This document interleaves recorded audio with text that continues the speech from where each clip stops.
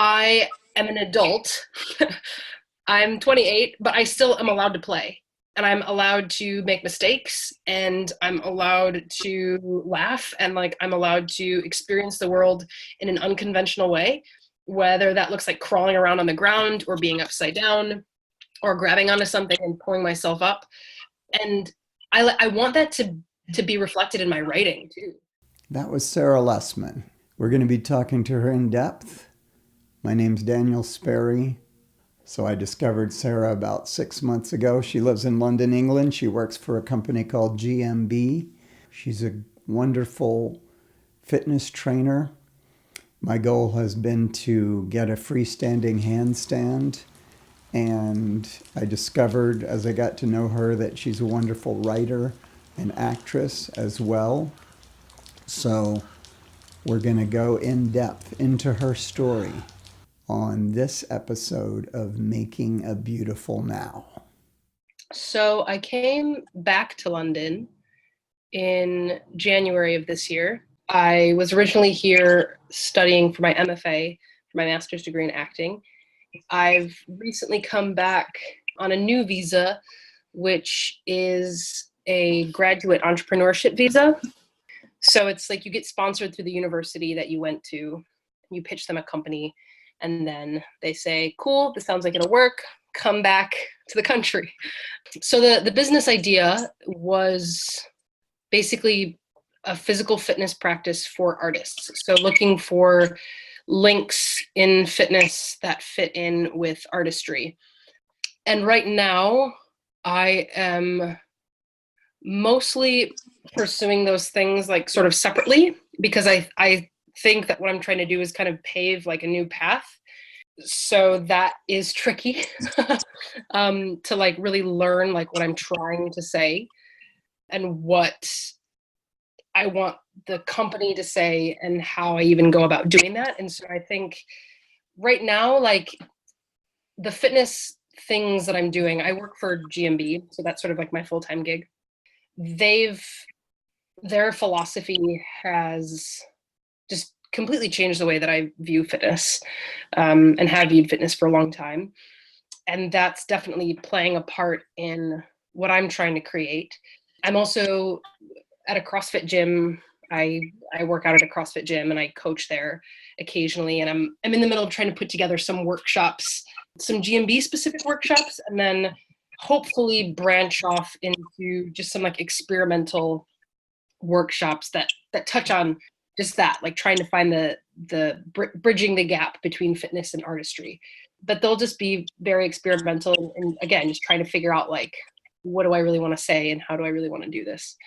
The artistry bit is a bit more challenging because I mean I'm an artist because I that is very creatively fulfilling for me. But being in London and trying to get off the ground as an artist and like is hard. It's hard even to like get in the audition room as an actress specifically. I think because I'm white, 20 something, a female, that's like probably 80% of my competition. So that has become more of like a matter of trying to create my own work for now. I'll occasionally like apply for some random acting things and sort of see what happens. But right now what's been happening is opportunities to create my own work, whether that's with writing or hopefully performing in something that I've written. So this makes me want to ask another question. Yeah. You must have encountered what you might call the mind-body connection problem with artists. Yeah. Because pretty much all artists seem to be kind of heady. You know, that's a real strong trait, is we're up in our heads, we're imagining things, we're fantasizing things, and that's kind of in some ways the fuel of an artist. But there's all kinds of aspects to the actual matter of, well, two things. The matter of being an artist, let's say you're an actor or an actress, that involve mobility and skill and you know, a certain command of your presence. But even if you were to kind of back off and entertain the possibility of other artists who are not necessarily performers, writers, poets, composers, the benefit of being vital, you know, of having a vital connection to yourself as a human seems like it's super important to art, you know, unless you know, just like we're going to sit around and sort of be in a drugged state, you know, that's been used, you know. Yeah. What are your thoughts on that matter of the mind-body connection with an artist?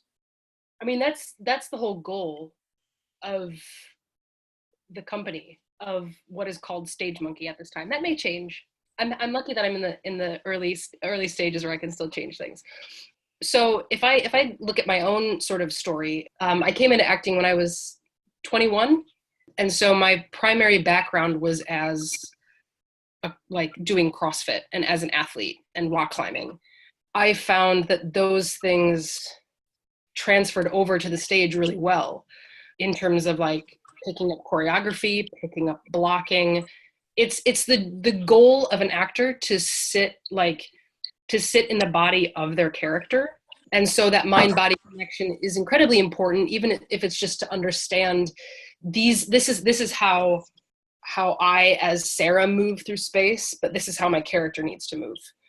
And so when I think about the exercises that I want to introduce into the acting process and any sort of artistic process, is the word that keeps coming to my mind is like adding these tools to your toolbox. Artists have a toolbox full of tools to create what they want to create. But you're right, like I think a lot of those tools are heady or mental or getting yourself into some sort of state via substance and sort of creating from that place. But having an arsenal of tools, of physical tools to explore possibilities within your art is huge, because that, like, how you move is what people are seeing. Of course, like they're hearing what you're speaking or hearing what you're creating, or if you're a writer, they're sort of seeing how you write. But for most performers on stage, it's like you can't take your body out of the equation. People are going to see that. I saw Baryshnikov one time late in his career. There was a particular point that there was a woman playing a grand piano and he was doing this, you know, and he was magnificent, as Baryshnikov is. And there was a moment when he walked over to the piano and picked up a rose out of a vase.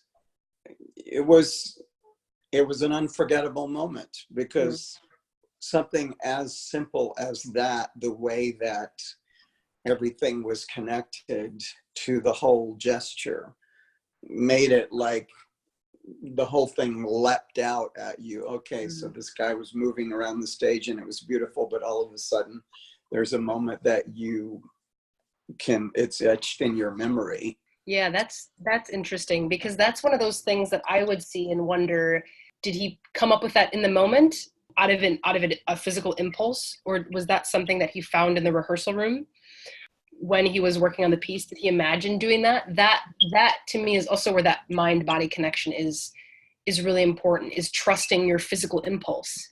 Because what stood out to you as a beautiful moment probably felt that way because it seemed so true and appropriate and embodied, which doesn't come from really, I think, a place, from what it sounds like you're describing, it didn't come from a place of him pushing towards something. Because we're really good at identifying like when people are sort of being fake on stage. And I think you're right. Like, you're touching on this aspect of improvisation that is key to the sense of authenticity.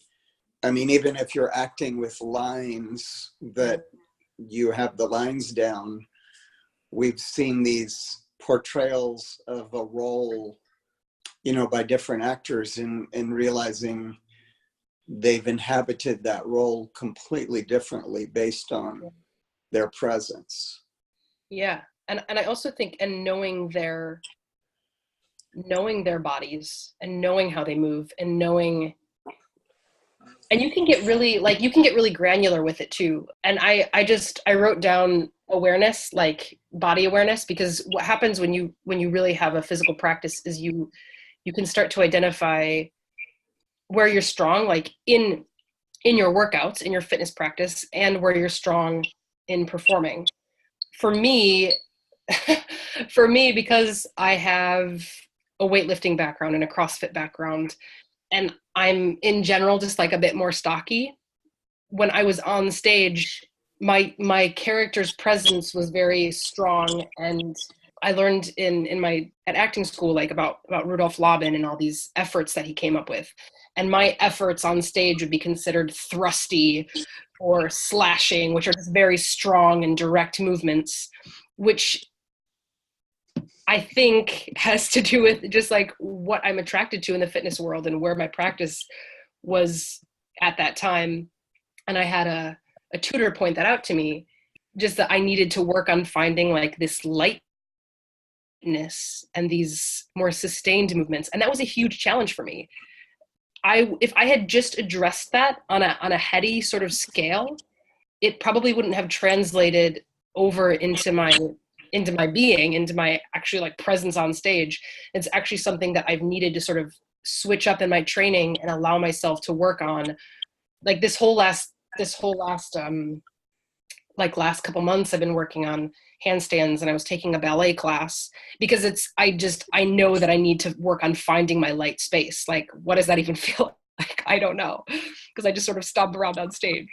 I'd love it if you would talk about your encounter with GMB and what inspired you to get involved with them.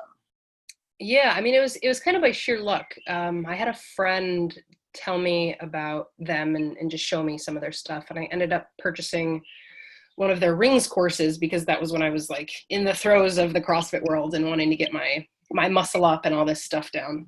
And it did actually end up helping me get a muscle up, which is pretty cool. And then since then, I'm working for them now, and then I've gone through their trainer apprenticeship. And I'll talk a bit about the trainer apprenticeship because I think that their philosophy is just so different. Like that is the biggest, that in my mind at least, that was the biggest thing that stood out to me, is that their philosophical approach to movement is just so unique and different from anything that I had experienced. And part of that was, I believe, because they've come from martial arts backgrounds, and philosophy is like huge in martial arts. There's a philosophy, it seems, behind everything. And there's a couple of things that like stick out to me when I think about what I've learned from GMB.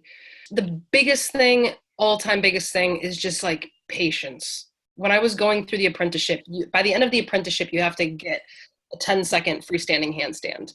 And I was coming at it with nothing. I mean, I had done some work on handstand training, but not really much, anything of substance. And so that was a really daunting task. Working with them on the apprenticeship changed the way that I entered into the work. It was less about reps and weight and the advancedness of what it was you were doing, that you have to just step into the space to work on a handstand or any other skills that they were asking you to do with a very honest assessment of where you were at. That is going to be the most efficient way of building that skill, is to assess, this is where I'm at, this is the progression I need to be working on, and then setting up and going through the practice. And like anytime you get frustrated, like stepping back and sort of just chilling out, reassessing what you need to be doing, and like learning that you can't approach. I actually just wrote an article on this, so it's kind of fresh in my mind, but learning that you can't approach skill work the same way that you approach any other workout. Like, I'm not gonna sniff my smelling salts and like last dubstep to like get me prepared to do handstand work. I'm gonna just like be prepared to settle sort of into this space that's a bit more mindful, but that's also light and attentive to what it is I'm doing. So I think that mindset shift was huge. The other really important thing that I've learned from them and from the apprenticeship is, like, with a lot of fitness companies, there's this move towards like advanced skill, being a boss and like doing all this advanced gymnastic stuff. And there's like these gurus that sort of are able to accomplish all that. And you're like, I want to look like them when I do this. That's unrealistic. And it's also not related to our long-term goals of like, I need to support my family. I need to be okay for my job, and sort of distancing your identity from your fitness routine. Right. That like, it's like your fitness routine is like there to bolster and support whatever it is you're doing in your everyday life. It shouldn't be taking you away from those things. If you're not like looking like a guru in your fitness routine, like that's okay, actually. Like that is completely fine and should be sort of distant from your identity. So that was also really huge for me, is like slowly learning. I'm still working on it, honestly, but slowly learning to just distance yourself from like placing your self-worth and like what you're able to accomplish fitness wise, that it should just be much more about like, I'm working towards what I enjoy and I'm working towards mastery. I'm not working towards posting something on Instagram and seeing how many likes I get, you know, or even seeing how I measure up to Ido Portal or any of these other sort of gurus in that Right. world. So those are the two biggest things that stick out to me, is just like that mindset shift of how I approach the work, the actual fitness work, and then how I view fitness in relation to my life. I think my athletic background through high school and with rock climbing kind of laid the foundation for me to be able to muscle through certain things, to become successful. I muscled through to get a pull-up. Right. I muscled through to be able to walk up the wall, or specifically with lifting movements. I quickly progressed at those things, but at a certain point, like when I, for example, when I wanted to get a muscle up, or when I wanted to get a freestanding handstand, there was a lot of hours put in, but it was still with this same, I'm just going to do the reps. Sometimes I'll get a handstand, but I have no idea how actually it works. Right. I'll get a handstand, but I don't know how I got up that time, because Right. I have no sense of what I'm actually doing with my body. Yeah. So that's huge. Yeah. And I think it's related to their definition of fitness is that they've come up with is physical autonomy, which I think is especially relatable to actors and artists as well. But the like physical autonomy, just having the foundation for exactly what you said, for being able to move well and do what you want to do with your life, essentially, so that you're not worried about injuring yourself when climbing up a mountain or what have you, or playing the cello, you know? The word that I was thinking of as you were describing this is living vividly, living in a very embodied way. And there's a practice that you've encouraged with the work that you've done with me, which is about relating the physical workout to my creative work, and seeing what things are applicable, which is a rather amazing practice all by itself. What I wanted you to talk about a little bit is connections, particularly for you with writing. What I've noticed about your writing is it is very vivid.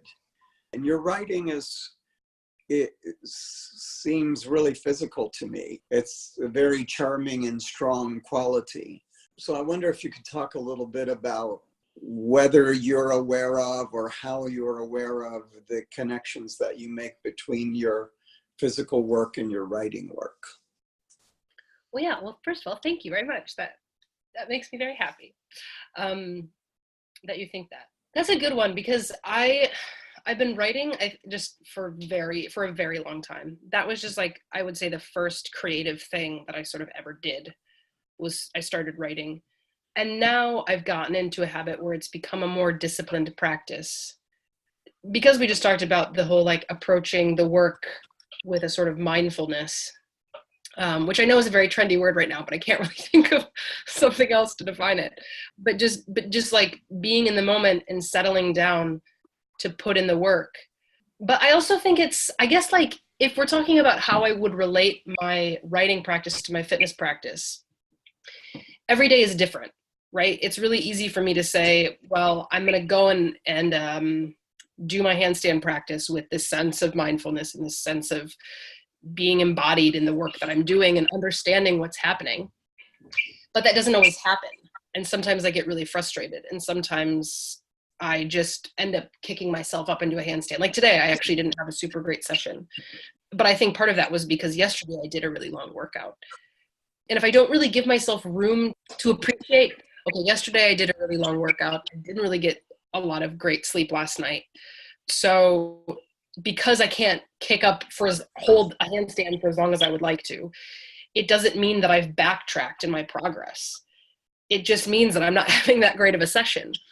And at that point, it's wise to maybe reduce the workload, because your body remembers your body remembers what it is that you're doing, and that's how you learn skill and how it becomes more embodied and less like in your head.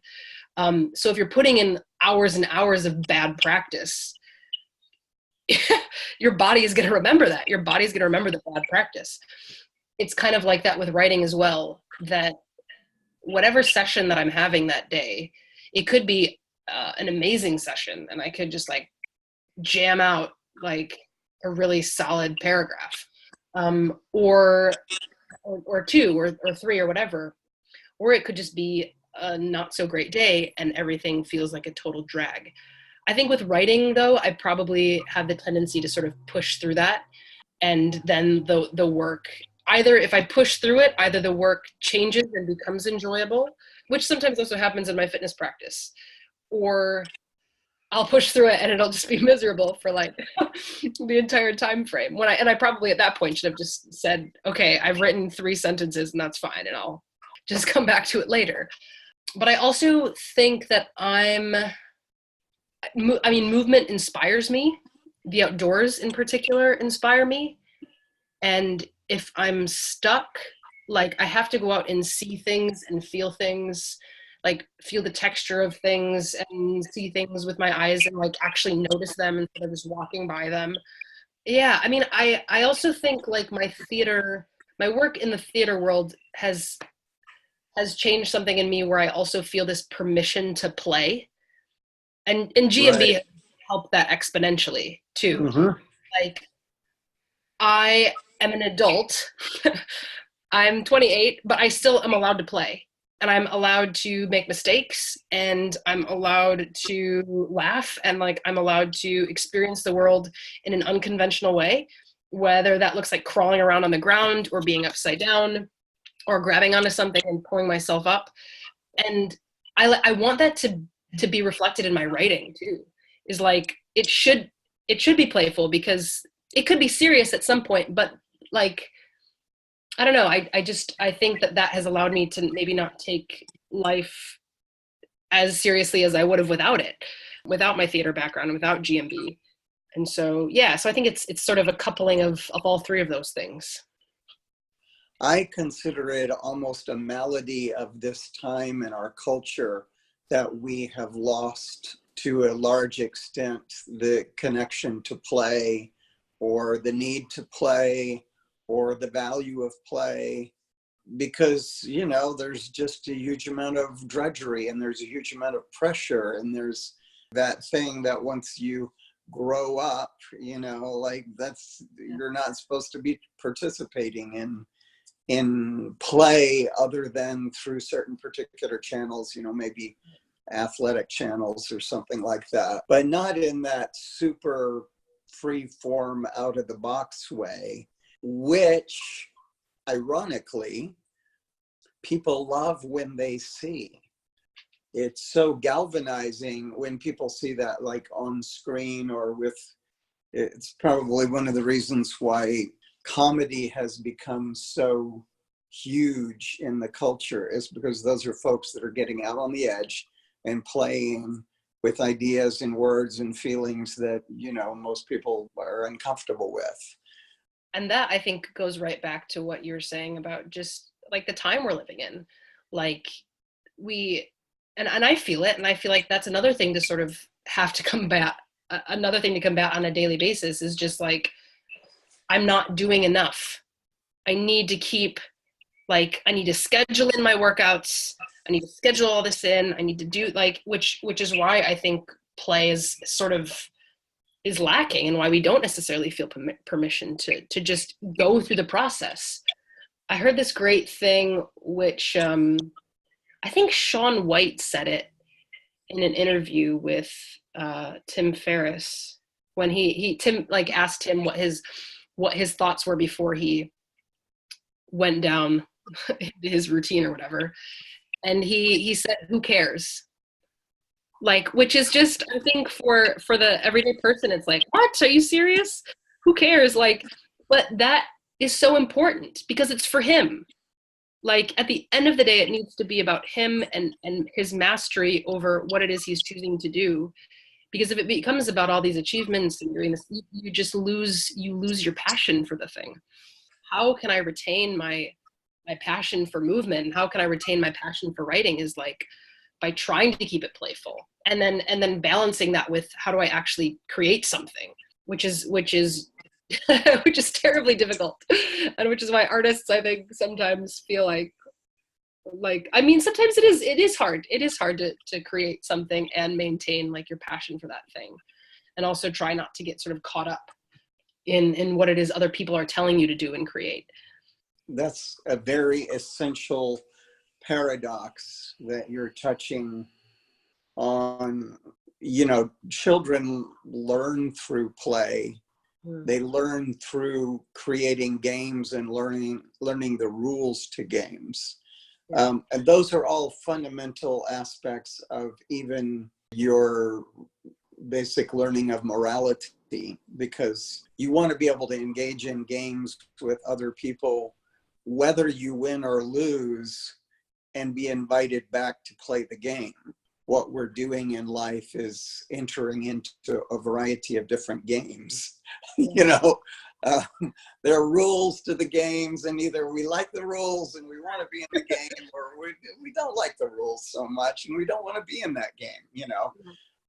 But there's something, especially as an artist, so important about being able to bring in that element of play, because you're not going to create without that. You know, it's a series of trials and mistakes and creative problem solving that pretty much only can be acted out through various kinds of play activities. That's great, because I lived in Washington State for a stint, and I actually worked at a skydiving drop zone.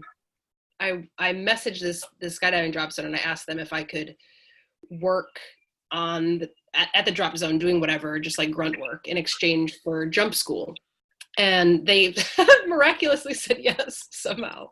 So I started hanging out at this drop zone, and they're really great people there. And I was going through the jump school, and I was doing their instructor assisted deployment, which is a bit different from the accelerated free fall, where you jump out of the plane and then you're with like these two people who are sort of moving you around and then help you pull your parachute. The instructor assisted free fall is slightly more terrifying. It's probably hands down the most terrifying thing I've ever done in my life. So you're in a very small plane. You fly up, I think, to 4,000 feet, maybe to start. I'm not sure. Instructor will open the door, and then you climb out on the end of the wing on the strut, and you're hanging on to the strut, and then you let go, and then they let your pilot chute go. So, and then they keep increasing the altitude and increasing the altitude. And then at some point they call it saving your own life, which the title certainly doesn't help with the fear. Yeah, really. It's like going to get on a plane and where you're going is the terminal. You know, like, yes. Like, come on, guys. That association is not good. Oh my God, that's amazing. Yeah. Yeah. I never thought of that, but that's so good. So it's called saving your own life? Yeah. So you let go of the wing, and that's the first time that you pull your own parachute, essentially. But when I was in the plane that time, I passed out inside the plane. I don't know what happened. I just went unconscious, and then they flew me back down. And the jump prior to that, what had happened was my parachute deployed, but it came out in a line twist. which isn't that big of a deal with the beginner parachutes. And so you just sort of like swing out of it by pulling on the two lines. You come out of it like in a swing set. But when that was happening, my radio got knocked out of my helmet, and they were supposed to be telling me my landing pattern. I was just sort of up there with my parachute deployed, like waiting for the landing pattern. And I was like, oh, you shit. didn't know that the radio was knocked out of your helmet. Yeah, I was like, why isn't this working? You know, Oh, I was like, holy. Yeah. So Okay. somehow they did teach me how, like, that you want to land into the wind, and that was sort of what I was thinking, and it was a very surreal moment. But I think my body, like, that jump when I was supposed to save my life, my body was just like, no, we're not doing this anymore. We're done. And so I had a really, really hard time getting back in the saddle. I was just beating myself up over it. And a woman there at the drop zone, Cindy, finally like said to me, like, if it's not enjoyable, why are you doing it? Right. Like, don't do it. If it has become a chore to you, and if it has become this like pain-filled process, why are you putting yourself through it? Which I think is the same thing with our art. Like, why? You have to keep it enjoyable. Like, if it's your passion and if it's something that you're passionate about, there has to be play. There has to be a sense of enjoyment, at least on like a minute level. And there, of course, there will be suffering and practice and all this stuff, or maybe not even suffering, but just work. But I think if it ever feels like suffering, like, that's a great time to just say, maybe I need to take a step back from what I'm doing. I want to make sure I understand the sequence. That was all really, really good, fantastic. Are you saying that when you had this drop where the radio came out of and you successfully landed? I did successfully land. Yeah, sorry, I didn't. I sort of left you hanging there. So I did successfully land. I almost went over the hangar, and there's some power lines back there. And I just remember them saying, whatever you do, don't go over the hangar. Do not go over the hangar. So I just had that sort of like playing in my mind.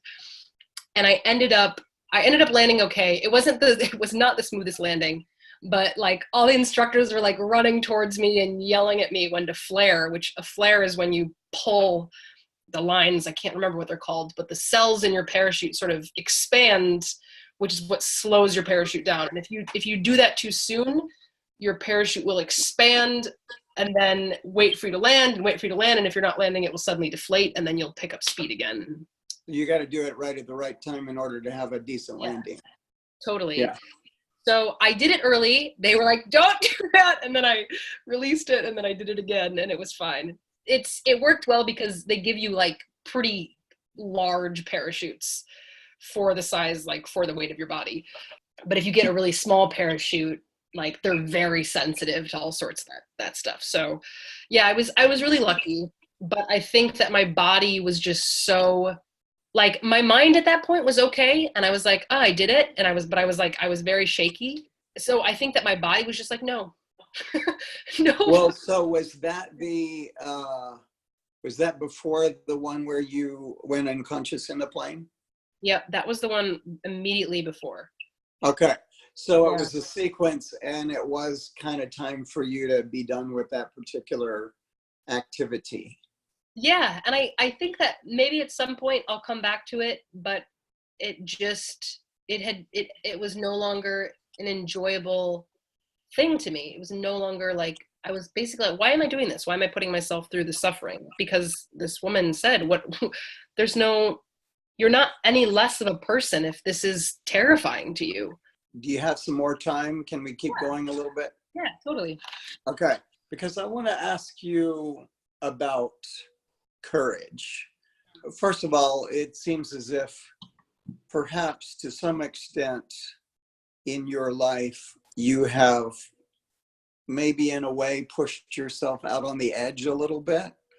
I've thought a lot about courage, especially because I think it takes an enormous amount of courage to be an artist to begin with. I mean, once you plunge into the arena of like, I'm going to have an artistic life, you've pretty much kind of eliminated a number of guardrails, normal guardrails that help you to stay, in kind of the safe zone.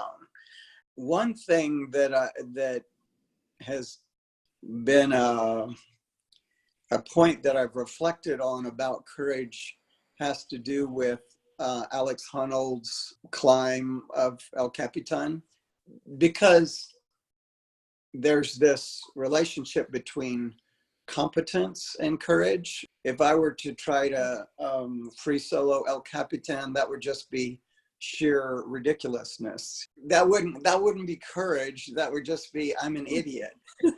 And there are a lot of things that we attempt that are perhaps beyond our capability or moving us towards the edge of our capability that we simply shouldn't attempt, because we don't have the capacity to do it. On the other hand, it requires courage to develop new capacity.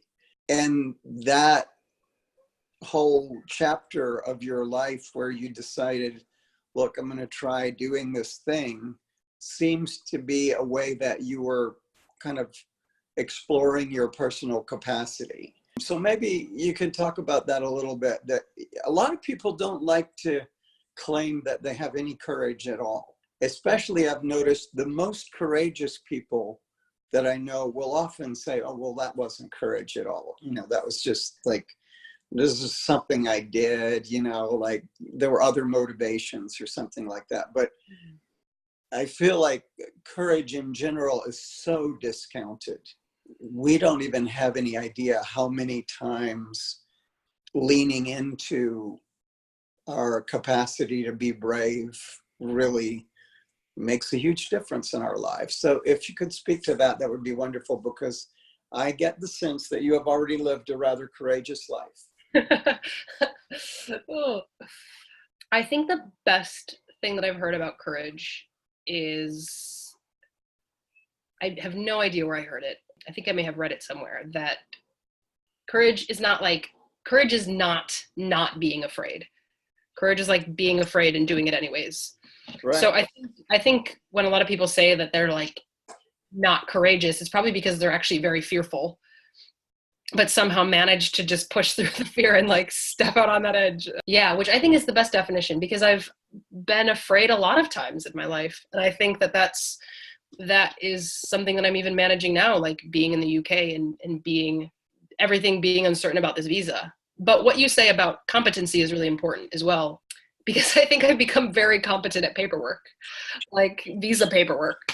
When I was first filling out my visa paperwork to be a student here, I wanted to cry and punch walls, and it was terrible. And everyone that I talked to experienced the same thing.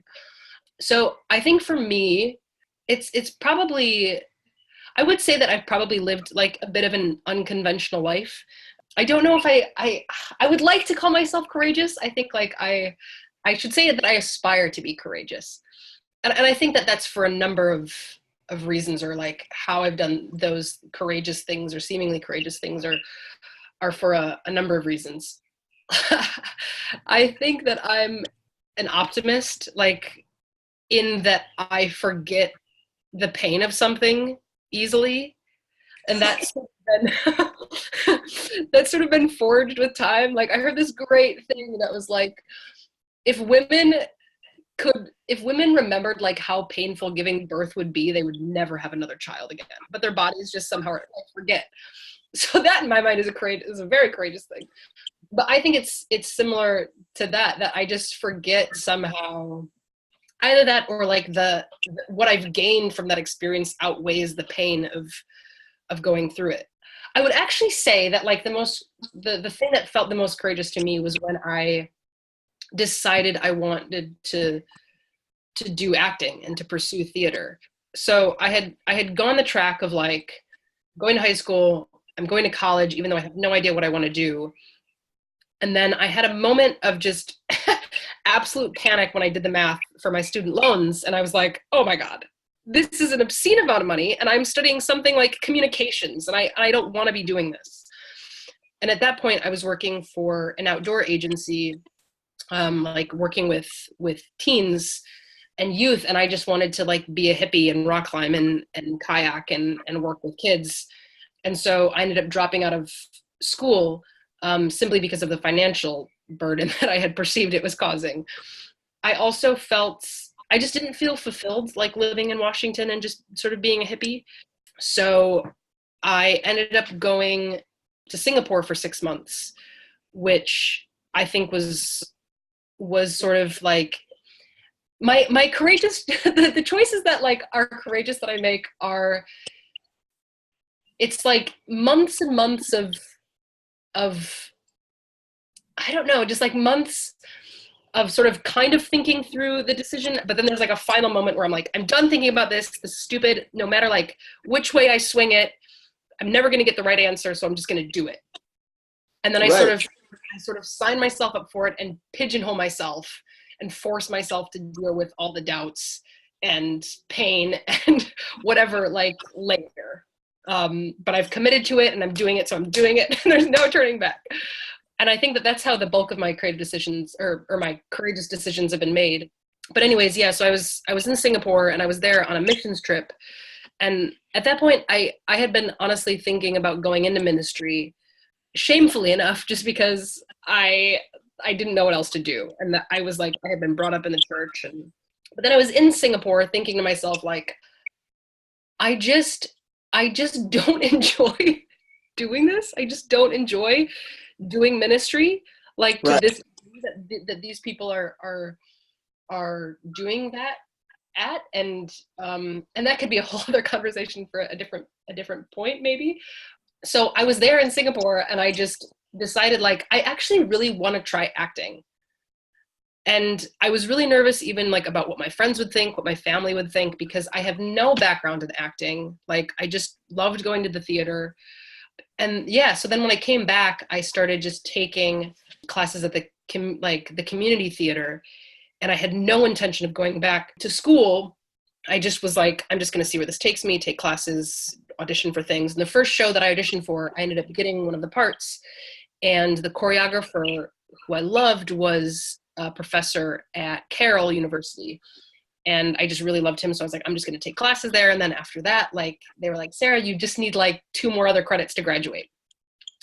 And so just like that decision sort of snowballed into like the track that my life is now on, which hasn't just benefited like the theater side of things, but has just, I think, allowed me to take more ownership of myself and just like enjoy who I am more, which I think is at the other end of like taking a courageous decision or sort of just pushing past fear.